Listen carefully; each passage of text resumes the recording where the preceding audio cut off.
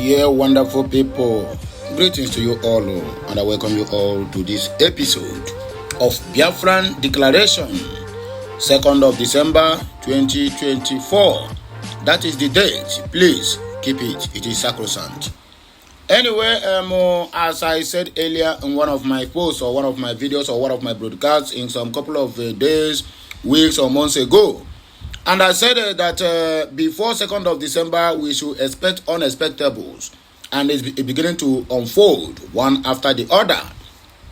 The zoo don't try everything humanly possible to make sure that they sabotage this movement, but it doesn't work for them. They have used every Tom and Jerry they knew to make sure that Biafrans stopped thinking about this referendum. But it didn't work.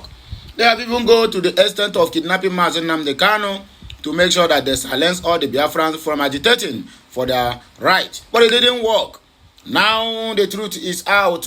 They're now using Governor Peter Mbah of Enugu State, calling for the patriotism of Simon Ekpa. And I asked Peter Mbah, the Mumu man, in Uzu One, that borders Benue, the Biafrans in that region have been experiencing countless attacks from Fulanis who are operating from Benue. Have you ever come out one day and give a broadcast or live interview or live TV program and explain to the world and to the rest of the nation, which is the contraction of a country called Nigeria, what is happening in your state? Or have you ever declared them wanted self? Or have you ever called for their repatriation? Let them go back to where they come from because they are not Nigerians. Mbah, you have not done that. In Amufu, we always have countless killings, attacks from Fulani bandits who is operating from Benue. They are not Nigerians. Peter Mbah, you have never called for their repatriation back to where they come from. Either Malians, Niger, Burkina Faso, and so on and so forth. What you know is now they are using you, the same Fulanis, telling you to speak against your own brother and your own kinsman who is not fighting for his own self, but for the unity and also for the emancipation of the people of the Southeast, which is the Biafrans. And I see how the so-called our political influences have turned their back against their own people. Rather, they give rooms to the marauders, Fulani terrorists who are invading our lands, killing our people, raping our women, and occupying our lands by fire, by force. It's going to work. I doubt that. It's not going to work that way. Peter Mbah is teaching time. They said he saves 9, but now it's not saving only 9. It's going to save 1 million. Be very, very careful and be warned. So that go ferraro zoroguni Mbah, let it be so. Stop intruding into anything that concerns Biafrans, either IPOB or non-IPOB. But as long as the Biafra is concerned, just do the bidding of the people who are paying you. But stay away from Biafrans. This is not a threat, but it's also a warning that must be taken serious. You have intruded into the Biafran affairs so much. You have called for the repatriation of Simon Ekpa. But the Maroda Fulanis who come from Malians and the rest of them, you are even agitating to open a ranch. To build a ranch free of charge, taking the Biafran lands for them. Can't you see that your brain is either your brain is congealed or you have empty skull? Anyway, my wonderful people make on a year waiting this moment and talk. He said, you know nothing about Enugu State and its values. Governor Peter Mbah fires Simon Ekpa regarding the 4 days lock and keys sit at home that have been programmed to take part soon. Arrest IPOB and see what happens. Charlie Boy dials the presidency. Say if one thing say on a head they correct, say make on a touch IPOB, then and see if Nigeria will not break into 3. Don't wear military for camouflage. Army wants Nigerians. So military camouflage now have become an access that the Nigerians are using to perpetrate crimes, which is rubbish. The hoodlums who are wearing military camouflage, they get it from the military, the bandits, and they are working hand in hand with the militaries. Not a common ordinary man who knows knowledge or have no knowledge of camouflage went to market and see something that look like camouflage He bought it and wear it on his or her body. And when your men see them, they will use them to learn how to do one will jump, or telling them to go inside the gutter and be turning themselves inside. But when they see the so-called bandits, when they are doing the operation, all of them will keep silent. They will keep silent.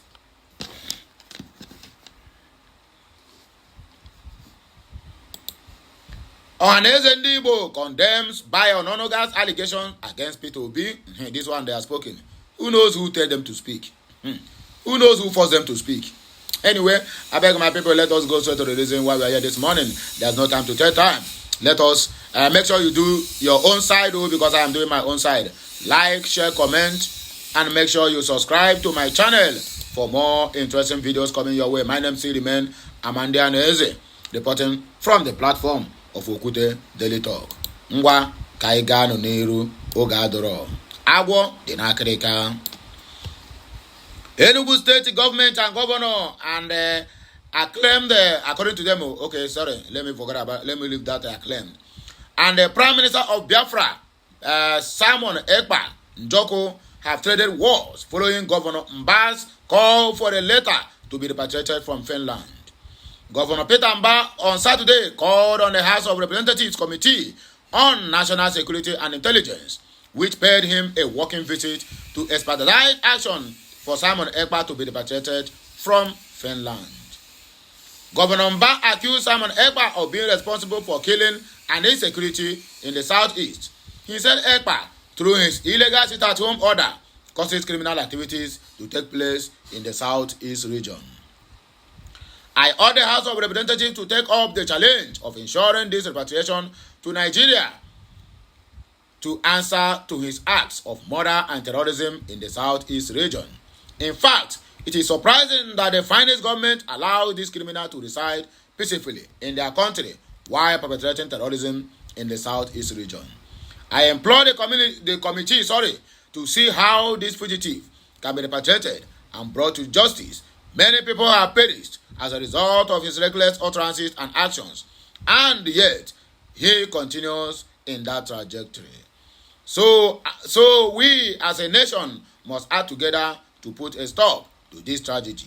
It doesn't represent the Igbo interests of whom we are as people, Governor Peter Mbah said. In response or in reaction, Simon Ekpa on his ex-handle on Sunday accused Governor Mbah of destroying Enugu through his administration demolition of businesses. They have unleashed their media against Biafra.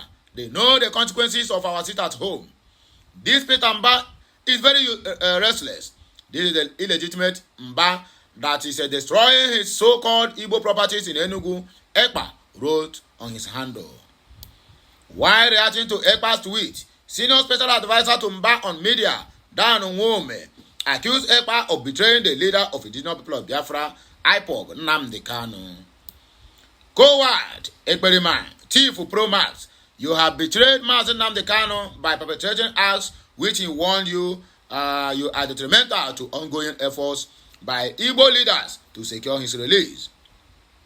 You are only after money and how to continue your expensive lifestyle and enjoyment while inflicting pain on our people with your senseless sit-at-home terror and criminal attacks on Igbo businesses and source of living.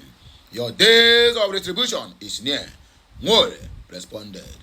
He added that Simon Ekpa knows nothing about Enugu state or the values we hold dear, does not have our interests and well-being at heart, only instigates mayhem and bloodshed in our homeland, promoting acts of criminality and terror that kill businesses, scare away investors from the region of Biafra land.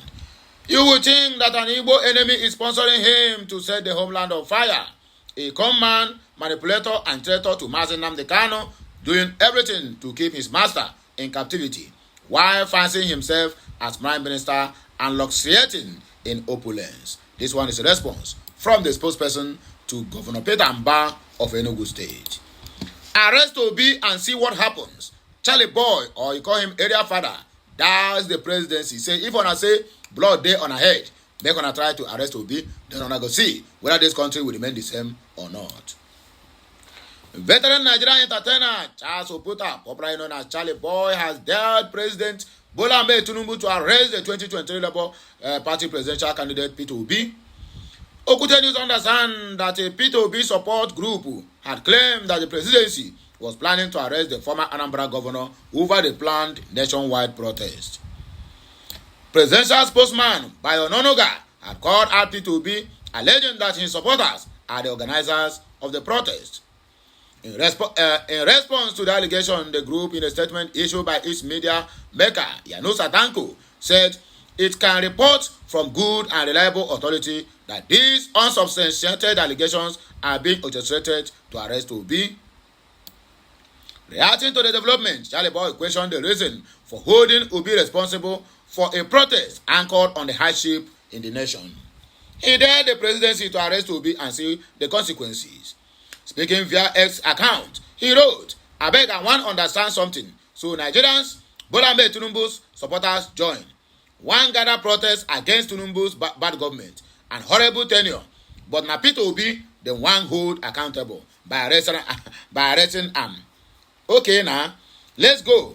Make una try that arrest and see what will happen. As on I think say on a day untouchable. Therefore, can do anything with the look and wait." According to Charlie Boy, the area father. Don't wear military camouflage, you, according to what they call him, whether not chief of defense staff or chief of army staff. The Nigerian army has warned citizens against wearing military camouflage, saying it is illegal and remains banned.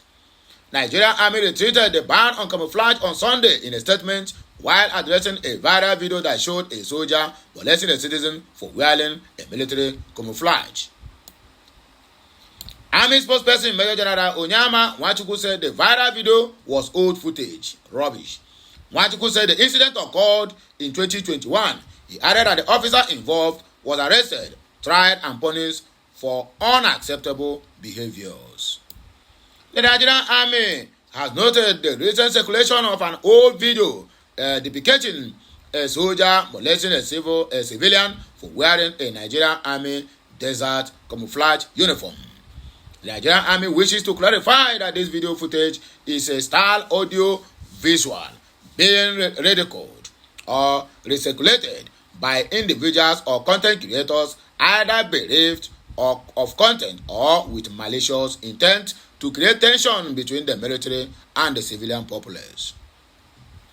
The unfortunate incident in question occurred in 2021 and the Nigerian armies took immediate and decisive action at that time. The soldier involved was arrested, tried, and apparently punished for his unacceptable behavior, which violated the core values of the Nigerian Army, particularly the respect for others and their fundamental rights, Nigerian Army said. Major General Onyama Nwachukwu advised Nigerians to obey the ban on wearing military camouflage. He said only military personnel and police personnel are permitted to put on camouflage. Nwachukwu said the ban was targeted at terrorists, insurgents, and imposters who have oftentimes exploited the misuse of military camouflage to commit crimes, posing security threats to the contraption. The statement urged the public to disregard the circulating video. He said Nigerian Army remains committed to ensuring safety of all citizens. This regulation becomes expedient as terrorists, insurgents, and other imposters have oftentimes exploited the misuse of military camouflage to commit heinous crimes against unsuspecting members of the public, thereby posing a significant security threat.